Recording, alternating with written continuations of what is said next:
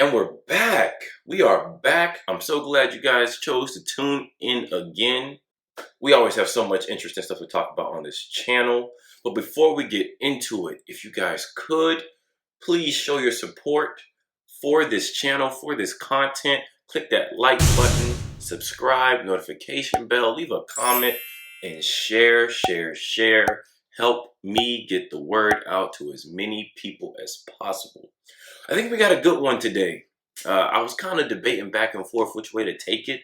So I think I'm kind of lightly touch on the first way I was going to go.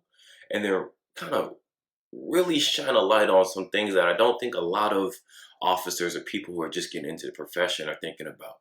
The topic of today's video is investing in your education and the importance of education in the criminal justice, specifically law enforcement field of work.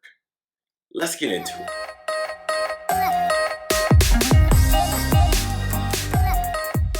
So, like I said, the topic of today's video is investing in your education. Now, when I was originally coming up with the script for this video, I was trending more toward the monetary value of having an education in our profession, right? So, I mean, it goes without saying that the more education you have, right, whether it's a bachelor's degree, master's degree, PhD, the more education that you have in this profession, the more money you're gonna make, right? And I was kind of go into detail on that and kind of really break it down, but I want to just kind of skim over all that because there's a bigger issue at hand with education in our profession. So, of course, right, I would say the majority of police departments today offer some sort of soft pay incentive for officers who have higher education, all right? The best ones, in my opinion, offer percentages of your pay. Other ones may have a set fixed income. So for example, some departments may offer you an extra $200 or $300 a month for having a bachelor's or a master's degree. And the other ones I was talking about earlier, the ones with percentages, might offer you, 5% extra in pay for a bachelor's and maybe 8% extra in pay for a master's or higher. The benefit of the percentage versus the fixed income is pretty obvious. As you continue to climb in rank and continue to increase in the step levels of your department, as your pay increases, so does your compensation for having that higher degree. There is also the benefit for those of you out there who are working in the profession or thinking about working in the profession and you want to promote. There is a trend that is rapidly gaining traction in the field of law enforcement that upper levels of our ranks require upper level degrees. I know at my department, if I'm not mistaken, you can test all the way up to lieutenant, but to go from lieutenant to commander, you're going to need at least a master's degree. I'm starting to see now that there are quite a few executive level positions, so that's a chief. There are quite a few executive level postings for chief that require or highly recommend or prefer that the applicant has at least a master's degree. So education in our field, it's starting to become a barrier to entry if you want to promote. And of course, there's a lot of things, right? Not everyone should be a supervisor, blah, blah, blah, blah. But if you have that desire and you have those skills and you have that traits and you would make a good supervisor, not getting your degree can see you leaving a lot of money and opportunities on the table because you don't have the degree to compete. All right. So like I was saying, I was going to go like all into that and kind of show like how much money someone with a degree who's getting soft pay is getting over the whole length of their career versus someone who isn't, and it's just kind of, riding out at the base minimum standards. But I was like, bump that. And here's why. Because I am currently wrapping up my own graduate degree. I'm getting my master's degree in criminal justice leadership. And I have started to really see some frightening things going on. And it's an issue. And I'm starting to make the correlation between what we see happening out in the real world and where it starts on the academic side. So I know that sounds like really cryptic, and you're like, what are you talking about right now? Well, let me tell you. There are a lot of people who are currently studying in the upper rungs of criminal justice academia who have never worked in the criminal justice profession, career sector. They've never been cops. They've never gone to an academy. They've never done any of those things, but they're getting high-level degrees in our profession. And they are just extremely detached from the reality of what actually happens on the job. But because they have these education, because they have their degrees in education, they end up in these positions, they end up on these councils and committees, they end up in positions of power within the profession and implement policy changes or expectations that simply aren't reasonable. Now, you probably think I'm exaggerating. You probably think that, it's not that bad. Like, I've never really seen an issue like that. And that's probably because you're either one, not actually in a school doing it with these people, or two, you're just not paying attention to it, right? You're busy, you're focused on your other stuff, you're focused on your career. Hopefully you're focusing on finding out ways to maximize your 457B. Regardless, I'm going to pull up some writings from my fellow students. I'm not going to tell you what school I go to or what class this is. I'm not even going to put the student's name out there. What I want you to get from this is these are real people in a graduate level master's degree program for criminal justice who have all expressed an interest in going forth with a long-term commitment to the criminal justice field. They want to work in criminal justice.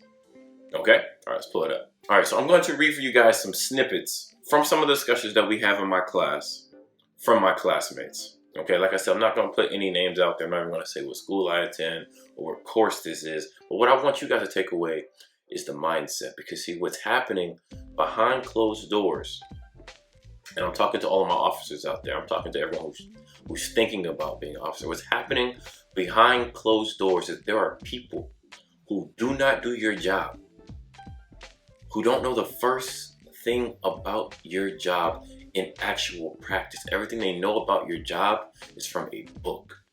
It's from a theory. But here's the thing. They are getting qualified. They are getting educated. And they are running for office. All right? They are heading up committees. All right? They are publishing all types of works and theories and new ways to do the job. And they have the educational title behind them to back them up. And so people are listening. And then it comes down on you. It comes down on me. And you know what officers love to do? Officers love to complain. They will complain like, what is this crazy policy? This will never work. This will never work. And of course we're right? Because we actually do the job. We know what actually works in practice, right?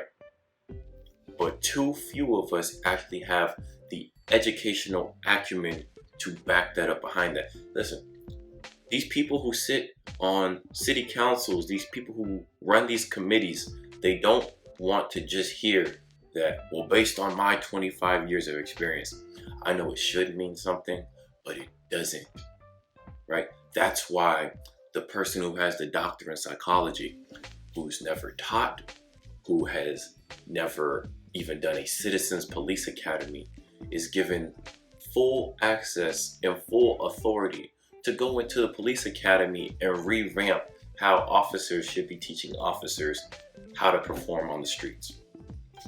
Not because she has any experience. She doesn't have 25, 35 years experience of policing. But what she does have is a PhD in education and curriculum. So let me just read some excerpts for you. All right, I'm gonna read them straight. And I want them to kind of sink in on the mindset, people who are about to graduate, with a master's level degree in our profession, and we're going to start working in some capacity. All right. So for this discussion, the topic was about media and whether or not it affects law enforcement and the way they do their job. Now, anyone out there who works on any level of law enforcement, and I would even go so far to even say those who work in the periphery of law enforcement, know that the media has a huge impact on how law enforcement is conducted on a street level, on a mid-supervisor level, and at an executive level. Just look around at everything that's going on right now. But what does this graduate student say? Well, it says that the first step for law enforcement leaders to not being influenced by the media should begin with treating everyone equally. While the media does share responsibility in what they present to the public, all the blame does not lie on them. The media should not affect how those in law enforcement do their job, and those in law enforcement shouldn't let the media affect it.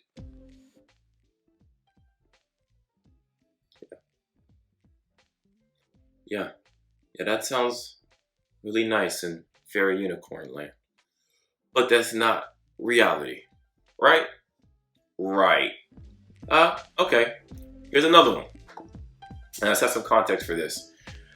This discussion was in regard to the theoretical understanding of de-individuation and contagion, specifically when it deals with police-related shootings. They reference the Amadou Diallo case and also cases more recent like George Floyd and things of that nature.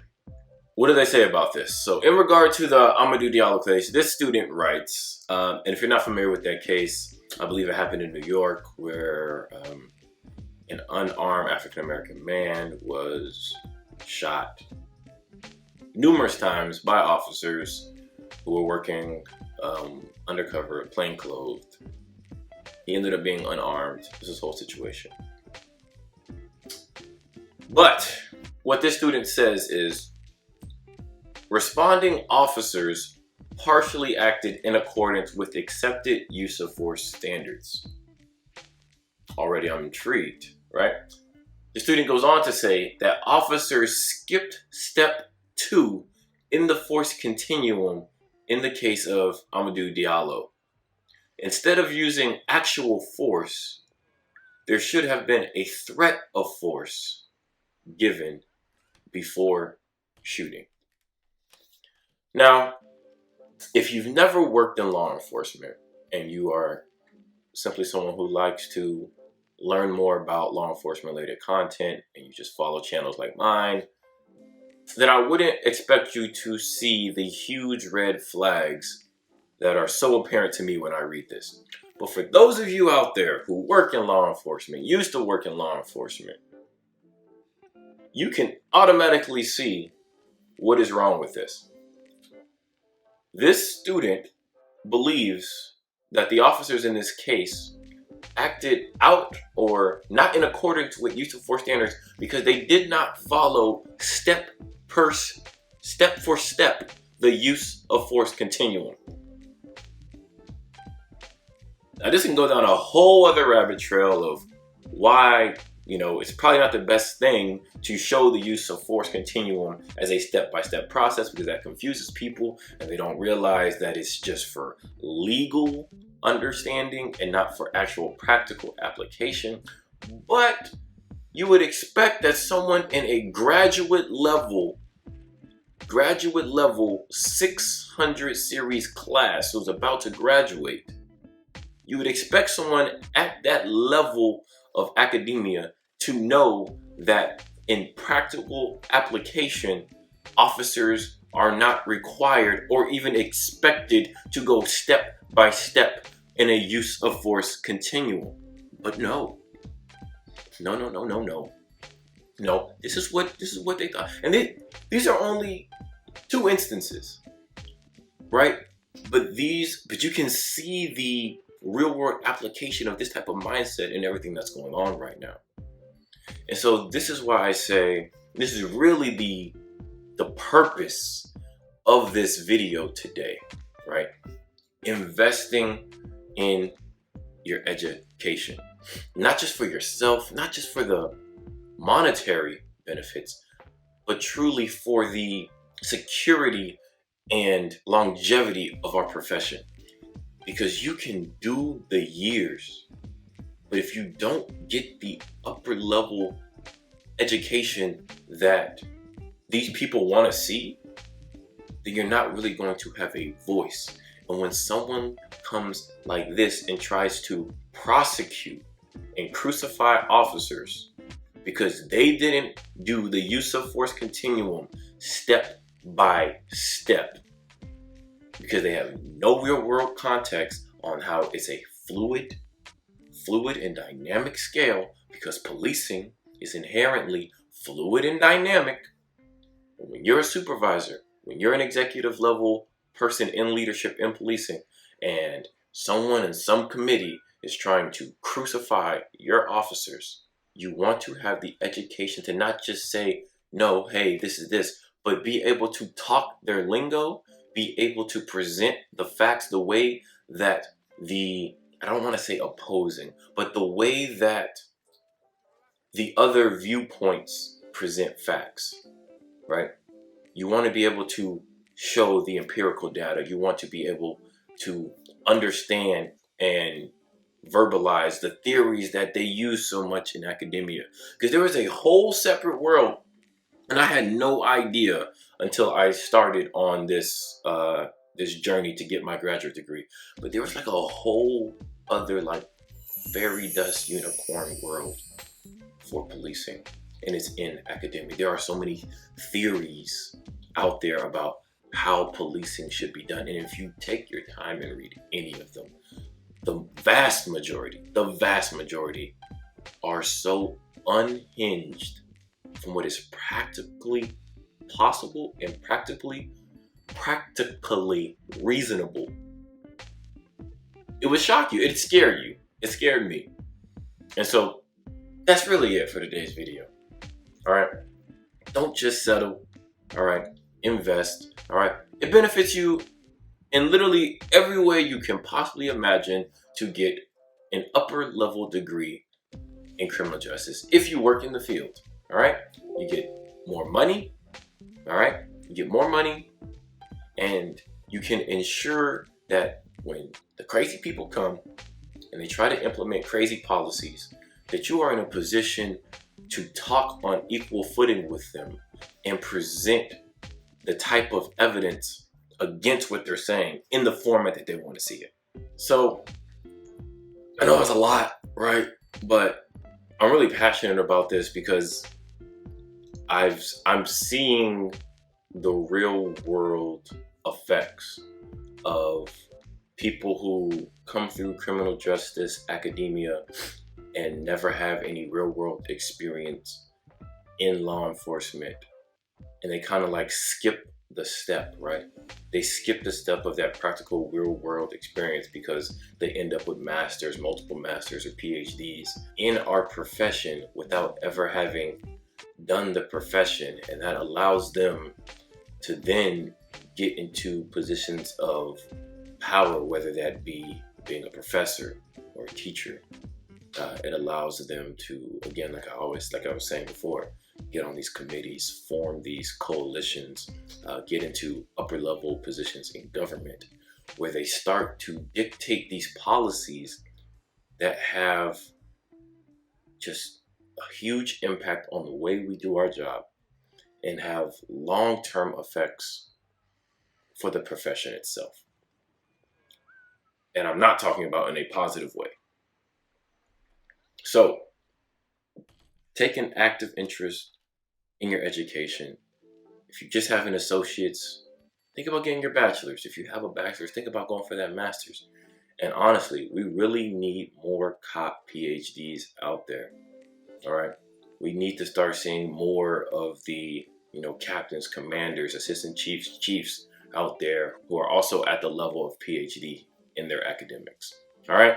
If you like this video, as always, please subscribe. We're growing. We are chugging along. It's because of you guys. So please, if you like it, subscribe. Click the like button. Click the notification, little bell thingy. All right. Share it on social media. Tell people about it. And hey, tune into the next one. And before you go, check out some of our other videos. We talk about a lot of stuff here. Everything from pension alerts to policing and legislation, drop programs, 457Bs. Stick around for a little bit. And we'll see you on the next one. Stay blessed.